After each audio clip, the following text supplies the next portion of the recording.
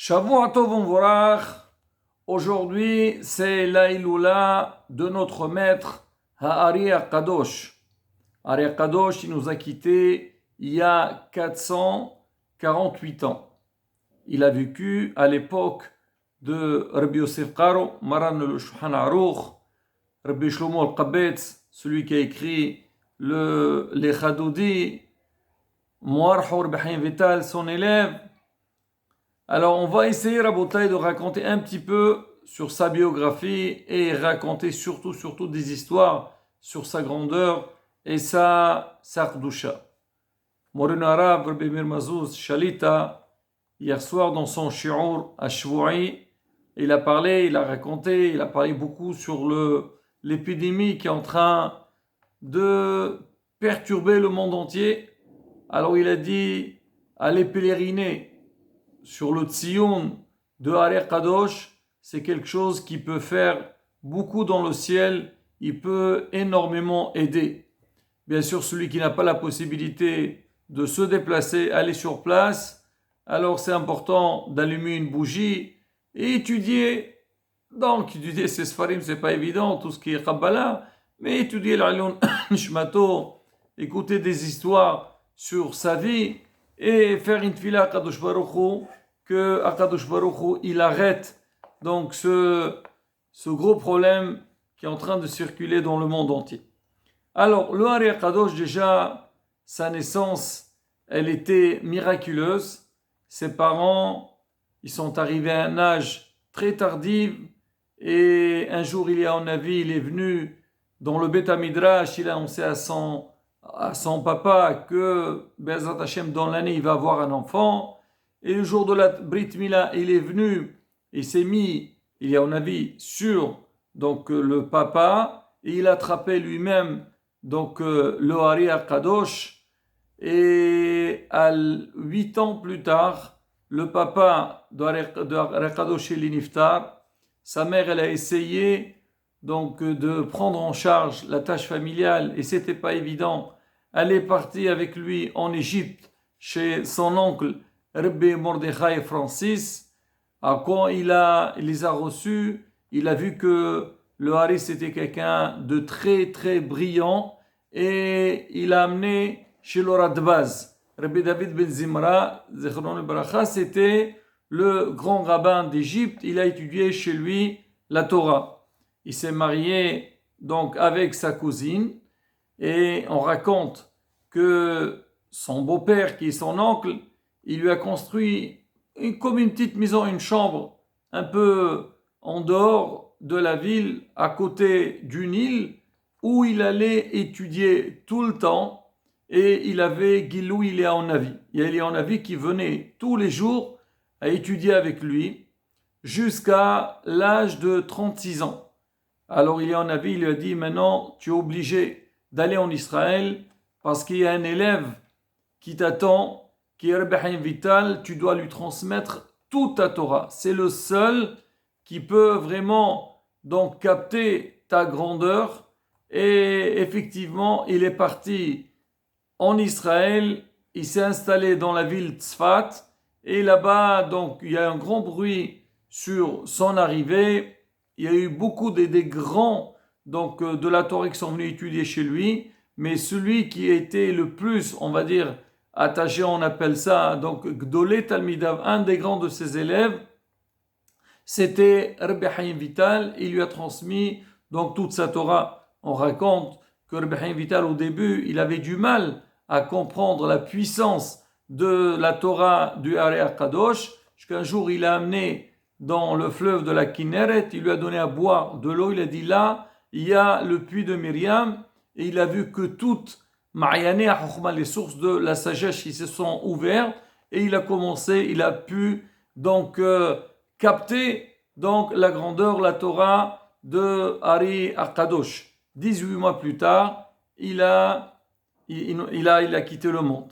Alors maintenant, on dit parmi sa grandeur, alors le Rabbi Haim Vital, il raconte sur lui, il dit qu'il était très fort, aussi bien dans Torah Taniglé ou Torah Tanista. C'est pas seulement la Kabbalah qu'il connaissait, mais aussi tout ce qui est lié avec tout le limoud qu'on connaît. et il était très très brillant. Et en dehors de ça, c'était quelqu'un qui était d'une grande qualité, que ce soit au niveau des midot, sa conduite et sa hirat shamayim. Donc le Rebbe Chaim Vital il dit on ne peut pas imaginer donc la grandeur du Harizal. Alors parmi les choses qu'on raconte sur lui, c'était quelqu'un qui voyait qu'il y avait un grand contact avec les neshamot. Alors il dit quand il va dans les cimetières, il peut avoir un qishr entre le nitar et sa neshama dans le ciel.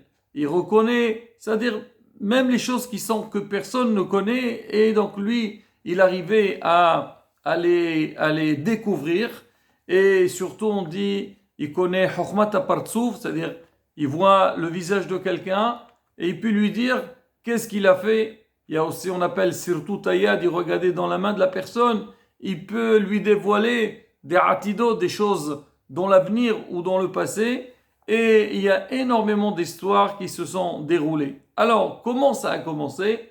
On raconte qu'il y avait une fois à Tzfat, le Ari Akadosh, il était avec ses élèves, et il leur dit, il y a une très grande gzera qui va arriver sur Tzfat.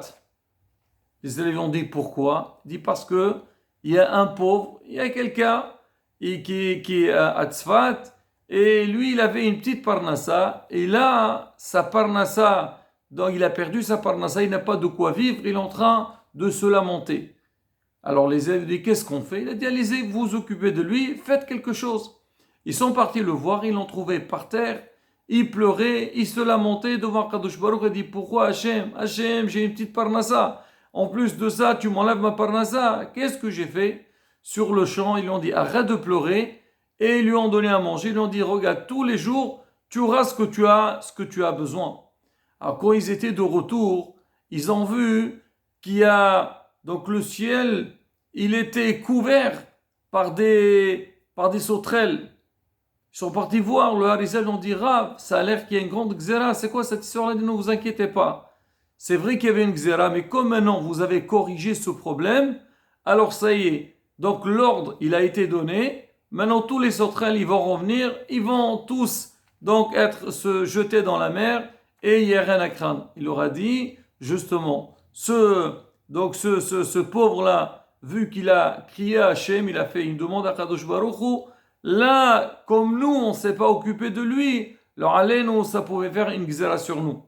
Alors, cette histoire, elle a été propagée partout, et il y avait quelqu'un qui n'habitait pas à Tzfat. Il a entendu cette histoire, il est venu la raconter, cette histoire, à tous les habitants de sa ville. Alors, parmi les habitants, il y avait quelqu'un qui était un rachat. Alors, il dit, lui, il connaît, il sait ce qui se passe. Moi, je vais aller le voir, et vous verrez, je vais lui mentir, il ne saura pas. Alors, il est sorti de chez lui pour aller vers Harizal. Alors le Harizal, il dit à ses élèves, il y a quelqu'un qui va venir, c'est un rachat, et lui, il veut me tester, vous allez voir, je vais lui dévoiler tout ce qu'il a fait, et je lui donnerai un tikkun, comment corriger toutes ses fautes. Effectivement, quelques heures après, le monsieur, il arrive, il entre chez l'Harizal, et il commence un peu à se moquer de lui. Alors Harizal, il demande à ses élèves, il leur dit, écoutez, sortez tous, parce que je ne veux pas dévoiler donc c'est Avero devant tout le monde, et il a commencé à lui dire, toi tu as fait telle et telle faute, et Hachim Ishmor, donc son état est très grave.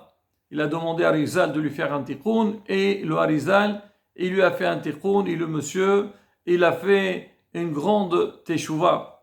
Alors pour parler comment il arrivait à capter les neshamot, alors on dit parmi ses élèves, il y avait Al-Sheikh Kadosh, il y avait Rabbi Moshe Cordovero, il y avait des grands, des géants de la Torah.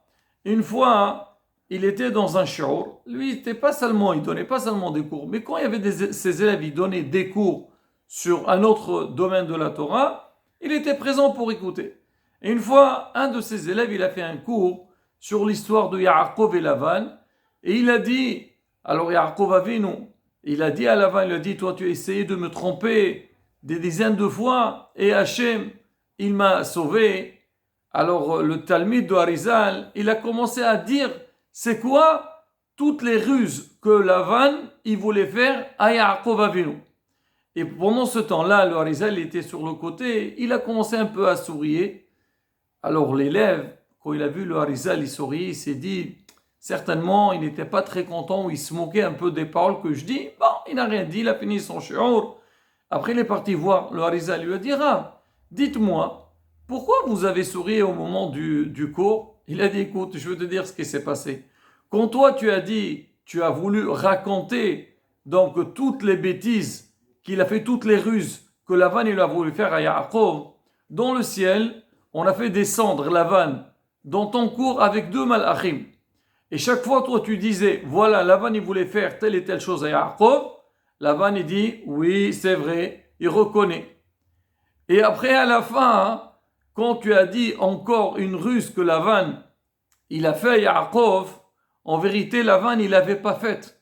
Alors Lavan, sur le champ, il a dit, oh là là, celle-là, je ne la connaissais pas. Disons, je savais que je pouvais faire ça, alors j'aurais trompé aussi Yaakov. Et les malachim, alors ils ont donné des coups à Lavan. Il dit, c'est pour ça, j'ai rigolé. Pour dire que quoi, Rabotai, que le Ari Kadosh, donc il avait un contact avec des Elyonim. Alors on dit que au moment de sa ptira, la veille, il a dit, parce que lui, quand Eliyahu Navi il est venu lui dire, tu vas aller en Israël pour enseigner la Torah, il lui a donné la date, quand est-ce qu'il devait quitter le monde. Et la veille de son départ, de son décès, il a dit à ses élèves, il leur a dit avant de l'enterrer, il voudrait qu'on le trempe dans le mikvé du Harizal. Donc c'est un mikvé, on connaît tous, et même c'est rapporté, on dit que tout celui qui se trompe dans le mikvé de Harizal, il a une abteha, il a une assurance, une aide, qui fasse tchouva avant de mourir. Il ne faut pas compter sur ça, mais pour dire c'est bien, Rabotai, d'aller là-bas. Le Rabbi Chaim Vital, il raconte, il dit que lui, quand il allait se tromper, il y a le Harizal qui descendait donc dans le mikvé, il faisait beaucoup de kavanot. Lui, il était derrière. Il dit quand il est entré dedans, le mikvé il était très chaud, alors que c'est l'eau de source. Et celui qui s'est trompé là-bas, il sait donc comment il était très froid le mikvé. Il dit le Harizal avec tous ses kavanot, il le rendait chaud comme c'est vraiment très très chaud pour dire sa grandeur. Bon, en tous les cas, le Harizal il avait demandé donc avant de l'enterrer de le tremper dans le mikvé. Alors on raconte au moment qu'on l'a amené à côté du mikvé, ils se sont organisés pour le tremper. Le Harizal il s'est levé tout seul, il est déjà niftar. Il s'est trempé dans le mikvé, après il est revenu où il était, après l'enterrer. Là ils ont compris que c'était quelqu'un de Kadosh Elyon et sa Kdusha, elle est très très forte. Une fois un de ses élèves, il a vu quand il dormait, ses lèvres bougeaient. Quand il s'est réveillé, il lui a dit, pourquoi tes lèvres bougeaient? Il dit ça, c'était l'étude qu'il y avait dans le ciel, on me le transmettait et moi je le répétais ici. Il faut des dizaines d'années pour écrire tout ce que j'ai étudié, pour dire que quoi, Rabotai. Donc c'est un Kadosh Elyon, et son srout, il est très très fort. Qu'on profite aujourd'hui à l'état où on est, et surtout par rapport à l'Inde de Harban Bet HaMikdash, que lui fasse des tefilot dans le ciel, qu'Akadosh Baruch Hu nous envoie la Géoula Shlema, Bimhera Bi'amenu, Amen, Ken Yerason, Hizqo, Wemso.